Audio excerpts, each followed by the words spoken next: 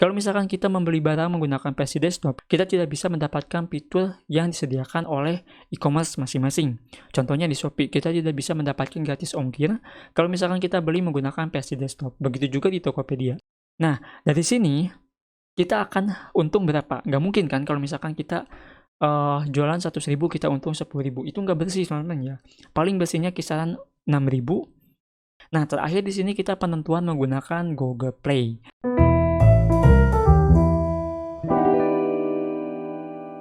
Assalamualaikum warahmatullahi wabarakatuh. Halo semuanya, selamat datang kembali di channel saya. Di channel ini saya suka berbagi dan share cara mendapatkan uang dari internet, salah satunya dari jualan online. Nah, masih membahas seputar jualan online. Di sini saya ingin sharing sedikit hal yang mungkin teman-teman akan hadapi ataupun hal yang sudah sering teman-teman rasakan ketika mulai berjualan online ya.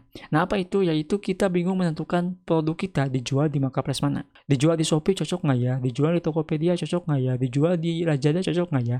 Nah, ada yang udah ngalamin kayak gitu? Kalau misalkan ada, di sini saya ingin memberikan sebuah solusi dari video ini. Salah satu contohnya di sini saya sudah membuat survei 2 minggu ke belakang dan survei tersebut sudah teman-teman isi. Hasilnya 54% masih ada yang kebingungan dalam menentukan marketplace. Nah, jadi ini mungkin perlu saya sampaikan juga ya, sesuai dengan pengalaman saya pribadi. Tapi sebelum dibahas ke inti videonya, perlu digarisbawahi juga kalau video ini tuh tidak sepenuhnya ya, ingat tidak sepenuhnya ataupun tidak 100% bisa memberikan solusi karena setiap produk itu berbeda-beda risikonya ya. Ada risikonya yang ringan, ada juga risikonya yang berat. Jadi perlu teman-teman perhatikan juga. Oke. Nah, kita langsung saja mulai ya. Apa yang harus kita lakukan ketika kita sudah punya produk dan kita udah punya supplier? Hal yang harus kita lakukan di sini adalah riset. Nah, ini adalah poin yang penting kalau misalkan kita udah punya yang namanya produk dan supplier. Nah, apa yang harus di-riset? Apakah produknya ataupun suppliernya? Yang harus kita riset di sini adalah marketplace, teman-teman ya. Marketplace ataupun wadah yang nantinya produk kita itu akan ditampung di situ. Dan wadah tersebut akan menampung semua pengguna ya. Pengguna tersebut akan membeli produk kita. Simpelnya kayak gitu. Nah, terus gimana caranya riset marketplace dan apakah susah ataupun gampang? Untuk riset marketplace itu gampang sebenarnya teman-teman ya. Ada 3 cara. Cara yang pertama di sini kita bisa menggunakan Google Trends. Cara yang kedua bisa menggunakan iPrice. Dan cara yang ketiga kita bisa menggunakan Google Play. Nah, bagaimana caranya? Step by step untuk riset marketplace-nya. Gampang banget teman-teman ya. Yang pertama untuk Google Trends nih. Di sini kita cukup masuk ke Google Trends, terus masukkan nama perusahaan e-commerce-nya, misalkan Shopee nih. Kita masukkan Shopee. Terus di sini kita masukkan Tokopedia ya. Masukkan dulu nama perusahaan-perusahaannya teman-teman ya. Terus di sini kita masukkan Lazada misalkan. Terus di sini kita masukkan Akulaku. Misalkan teman-teman ya. Nah, terus di sini kita masukkan Bukalapak. Nah, yang harus kita lakukan di sini adalah kita melihat data grafik yang paling tinggi. Semakin tinggi data grafiknya, maka nama perusahaan tersebut ataupun perusahaan tersebut itu banyak dikunjungi oleh calon pelanggan. Nah, bisa kita lihat di sini untuk grafik yang warna biru ini Shopee teman-teman ya, 70%. Dan Tokopedia 21%, Lazada 17%. Dan selain itu mungkin kecil ya kunjungannya. Nah, di sini kita udah punya data sebenarnya ya, dan kita juga udah bisa mendapatkan wadah untuk menjual produk kita. Di Google Trends, di sini kita udah punya salah satu e-commerce yang grafiknya itu tinggi banget ya, yaitu Shopee. Nah, teman-teman bisa filter juga kalau misalkan 12 bulan terakhir itu terlalu lama, bisa filter ke 30 hari terakhir. Nah, kita bisa lihat 30 hari terakhir ini apakah udah berubah ataupun enggak. Dan tetap saja di sini Shopee yang paling pertama teman-teman ya. Maka di sini kita udah punya data nih sebenarnya ya, secara singkatnya. Kita udah punya data kalau di Google Trends yang paling tinggi kunjungannya adalah Shopee. Shopee, ini kunjungan ya, kunjungan ataupun traffic teman-teman ya. Tapi di sini teman-teman ya, kalau misalkan kita lihat dari Google Trends, kekurangan dari Google Trends ini adalah kita tidak bisa melihat grafik tersebut itu kemana arahnya. Apakah ke versi desktop ataupun ke versi mobile. Nah, di sini yang kekurangan dari Google Trends ya. Maka dari itu di sini kita bisa melihat data secara spesifiknya menggunakan iPrice teman-teman ya. Nah, untuk selanjutnya di sini kita akan riset iPrice. Nah, di iPrice apakah sama seperti Google Trends? Yang paling banyak kunjungannya Shopee ataupun yang lainnya. Nah, kita akan cek teman-teman ya sama-sama. Oke, yang pertama kita masuk dulu ke iPrice. Teman-teman masukkan saja seperti ini, iPrice. Nah, nanti akan muncul seperti ini ya. Seperti ini. Nah, di sini ada peta e-commerce Indonesia. Terus kita lihat teman-teman ya. Nah, di iPrice ini ada banyak sekali marketplace yang bisa kita lihat. di Google Trends tadi kita hanya bisa memasukkan 5 perusahaan saja ya. Kalau di iPlace di sini ada 50 e-commerce teman-teman ya. Ada kisaran 39 e-commerce yang ada di Indonesia yang aktif teman-teman ya. Nah, di sini bisa kita lihat dengan kuartal 3 2021, Tokopedia menjadi pengunjung terbanyak dengan versi desktopnya. Dan sedangkan untuk ranking aplikasinya, ini Shopee menjadi kunjungan terbanyak. Jadi ranking 1 ya, baik itu di App Store ataupun di Play Store. Tapi untuk kunjungan desktopnya ini Shopee kurang teman-teman ya, dan ada di peringkat kedua. Nah, di iPlace enaknya itu kayak gini ya, kita bisa melihat kunjungan web, baik itu untuk desktop, baik itu untuk aplikasi. Jadi kita bisa mendapatkan dua data. Cuman yang menjadi kekurangan kalau misalkan kita melihat dari iPlace, itu kuartalnya. Nah, kuartal di sini adalah penentuan bulan teman-teman ya. Jadi setiap kuartalnya itu, satu kuartalnya itu 3 bulan, Januari, Februari, Maret. Nah, itu satu kuartal. Terus masuk lagi ke kuartal yang kedua di jeda 3 bulannya seperti itu. Nah, ini salah satunya ya. Di sini baru kuartal 3 dan kuartal 4-nya itu belum muncul. Artinya di sini untuk update-nya itu belum keluar, teman-teman ya. Nah, kalau misalkan udah ada kuartal 4, mungkin bisa saja Tokopedia itu menjadi urutan yang kedua ya, kunjungan webnya, ataupun sebaliknya ya. Aplikasinya itu menjadi aplikasi ranking nomor 1 ya unduhannya. Nah, kalau misalkan kita menggunakan iPlace ini, kita bisa mendapatkan dua data, yaitu data untuk desktop, dan data untuk mobile aplikasi teman-teman ya. Nah, untuk desktop di sini juara pertamanya yaitu Tokopedia ya. Nah, kita akan masukkan Tokopedia. Dan untuk aplikasi di sini untuk mobile yaitu Shopee. Nah, dari sini kita udah mendapatkan dua data teman-teman ya, Shopee dan Tokopedia. Nah, terakhir di sini kita penentuan menggunakan Google Play. Google Play adalah salah satu aplikasi yang dimana dalam situsnya tersebut itu banyak sekali aplikasi yang bisa kita unduh. Ya, baik itu aplikasi belanja ataupun aplikasi yang lainnya. Nah, oke, kita akan masuk ke bagian Play Store teman-teman ya. Nah, di bagian Play Store ini untuk ngeriset marketplace apa sih yang lagi rame yang diunduh menggunakan versi mobile. Jadi ada dua versi ya untuk desktop dan versi mobile. Nah, kita pergi ke bagian aplikasi untuk cari setnya teman-teman ya. Terus pergi ke bagian kategori, terus pergi ke bagian belanja. Nah, di bagian sini teman-teman lihat di bagian aplikasi belanja gratis populer.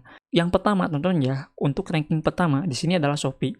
Ranking yang kedua adalah Lazada, ranking yang ketiga adalah Akulaku, ranking yang keempat Tokopedia, dan ranking yang kelima adalah Blibli. Nah, di sini udah dipastikan kalau ranking yang pertama di sini adalah Shopee ya. Berarti Shopee lagi nih yang juara. Shopee teman-teman ya. Nah, ini adalah hasil dari data perbandingannya ya.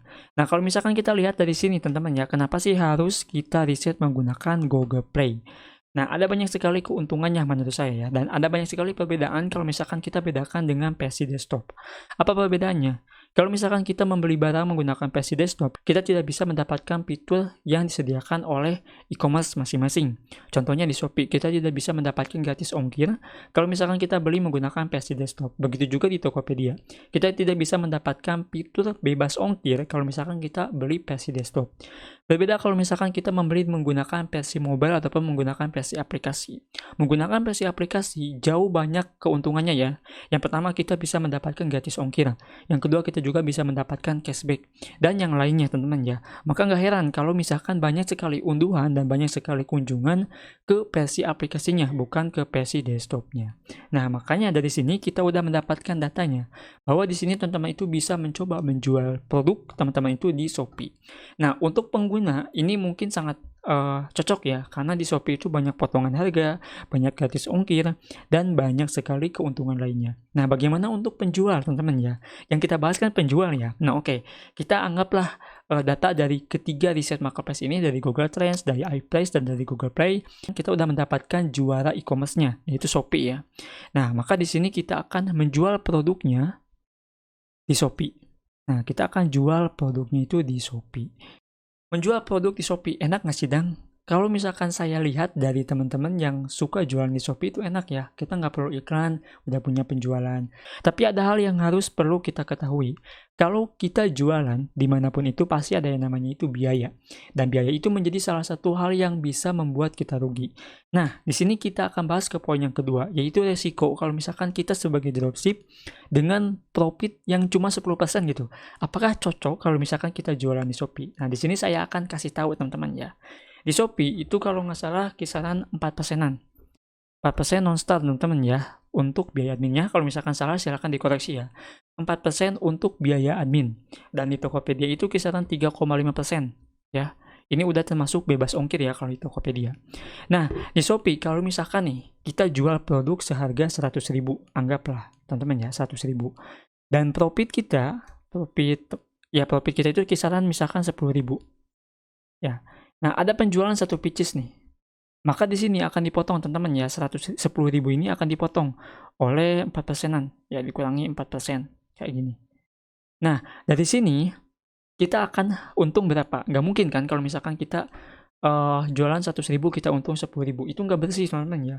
Paling bersihnya kisaran 6.000 ataupun 5.800-an lah ya.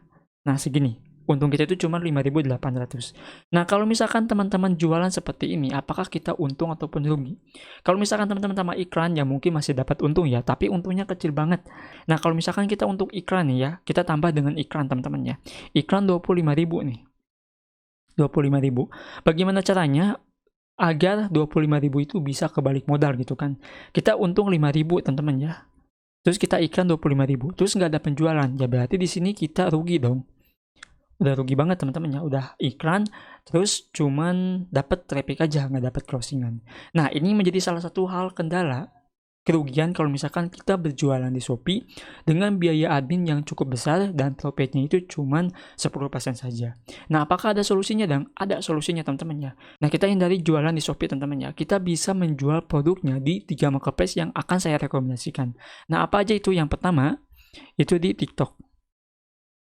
Yang kedua di Lazada. Yang ketiga di Akulaku. Kenapa harus menyarankan berjualan di TikTok, Lazada, dan di Akulaku? Kenapa nggak profitnya dinaikkan? Ataupun kenapa nggak harganya dinaikkan? Nah, di Shopee itu bukan cuma naikkan harga aja teman-teman ya. Pasti ada pesaingnya, dan pesaingnya itu banyak.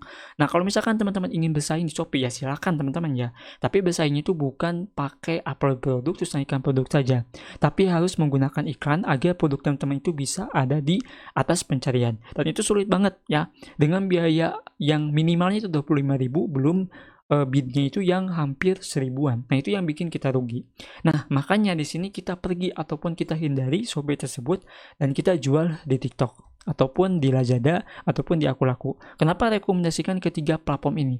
Karena platform ini biaya adminnya itu cuma 1%-an teman-teman ya. Di TikTok cuma 1%, di Lazada cuma 1%, dan di Akulaku cuma 1%. Nah, itu adalah salah satu solusi yang bisa teman-teman lakukan kalau pengen produk teman-teman itu laku keras dan bisa mendapatkan profit yang cukup bersih, meskipun marginnya itu 10% ya. Nah, kalau misalkan margin 20%, 30% ya mungkin nggak perlu jualan di sini juga ya menurut saya.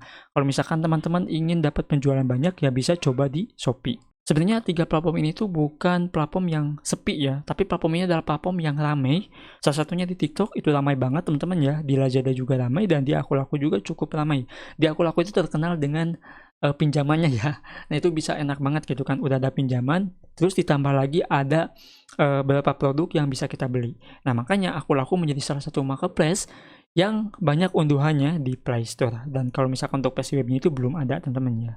Nah, secara garis kesimpulannya adalah menghindari persaingan di e-commerce yang ramai, pengunjung bisa meminimalisir yang namanya perang harga dan kecurangan kompetitor. Sulitnya bersaing dan tidak adanya strategi tentang bagaimana mengalahkan persaingan di pasar itu menjadi salah satu sebab produk kita sulit terjual. Belum lagi iklan suka boncos. Maka salah satunya dengan pindah tempat ataupun pindah e-commerce ya. Kita menjual produk di tempat yang berbeda, tapi banyak sekali kunjungannya. Nah, itu saja mungkin teman-teman yang bisa saya sampaikan di video kali ini. Semoga video ini bisa berguna dan bisa bermanfaat. Kalau misalkan ada yang belum dimengerti, bisa tanyakan saya di Telegram ataupun di Instagram. Sampai jumpa di video selanjutnya dengan saya Adang. Wassalamualaikum warahmatullahi wabarakatuh.